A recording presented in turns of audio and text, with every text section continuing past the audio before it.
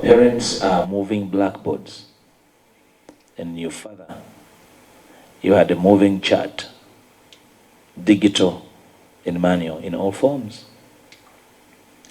And if you took time to observe and learn his demeanor, his views about life, except for the little one that did not have occasion to closely follow their father and understand him, I have no doubt. In fact, the general spoke passionately about the prospects of OJs in this land.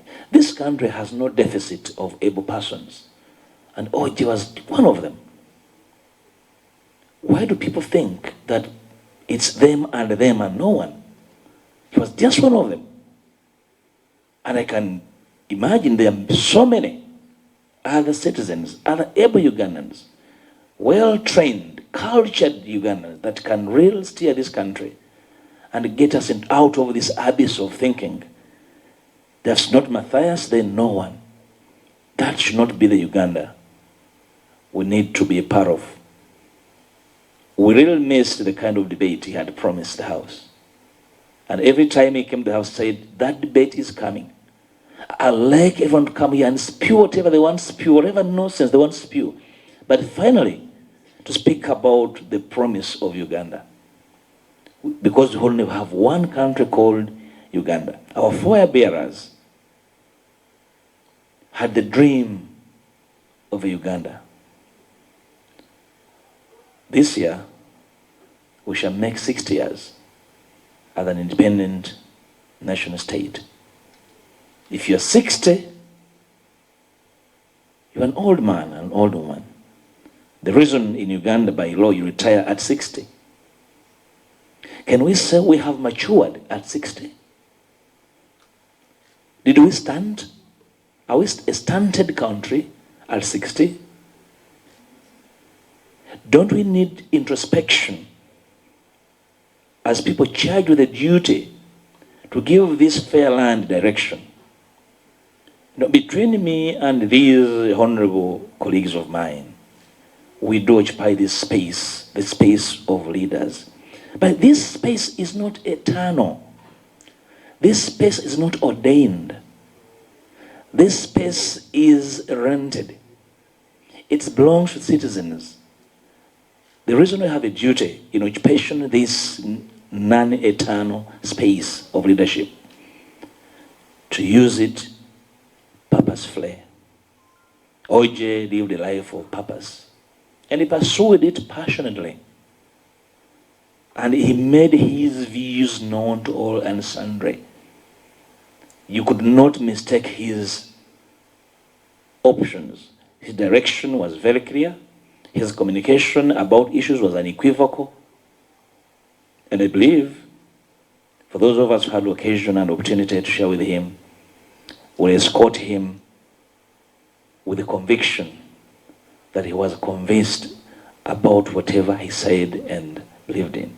The Honorable Kenya Abel observed, when OJ was in the House, you know it was OJ. 2 o'clock, 2 o'clock, you get there. You do business, process business, no issues. So we thank God for his life. We thank God for knowing him. We thank God for his purposeful life and service to country. I invite family not to regret, but instead thank you. We thank the family for giving us OJ. You know, in our lives as politicians, many a time we surrender family and they marry up with the country. I'm very sure OJ was no exception. I traveled out of the country for almost a week. I left home very early today. My children have not seen me, but they know I'm in the country. They're wondering what became of their father. I'm very sure OJ must have encountered the same challenges. We thank him for this service he rendered to this country. Selfless service. And I know that someday his life will be documented. And I pray, like other speakers before me did observe, his life should never be misrepresented. Some of us are lucky we grew up in a cosmopolitan setup here in the central region. Nobody should stand here and misrepresent the people of Uganda. Nobody should come here and misrepresent the people of Acholi. Nobody should present any group of people.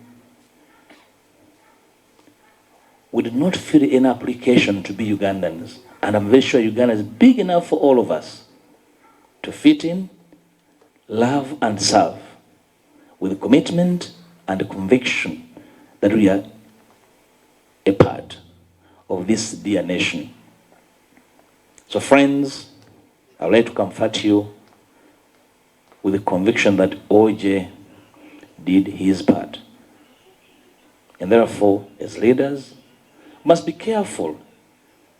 We should cease, we should stop, we should be careful in speaking a language that has the potential of framing especially ethnic undertones in this country. I listened to the Chief Justice and I was saddened. A Chief Justice of this land? A Chief Justice standing in front of OJ's portrait and communicate ethnic undertones? That is not leadership. I hope he will reflect on his views about sections of this country. We have a duty to keep this country together. That duty is a serious duty. We have a duty to this country. It's very, very serious.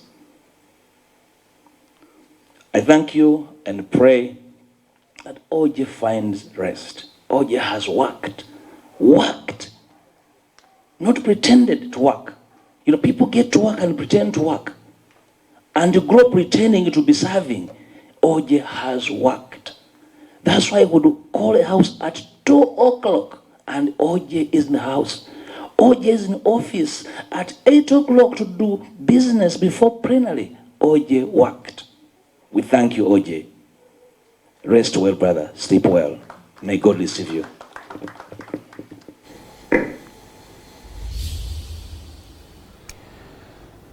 Owekitiibwa Mathias Mpuuga Nsamba akulembera oludda oluvuganya gavumenti mu Parliament bw'ati bwawadde obubaka bwe.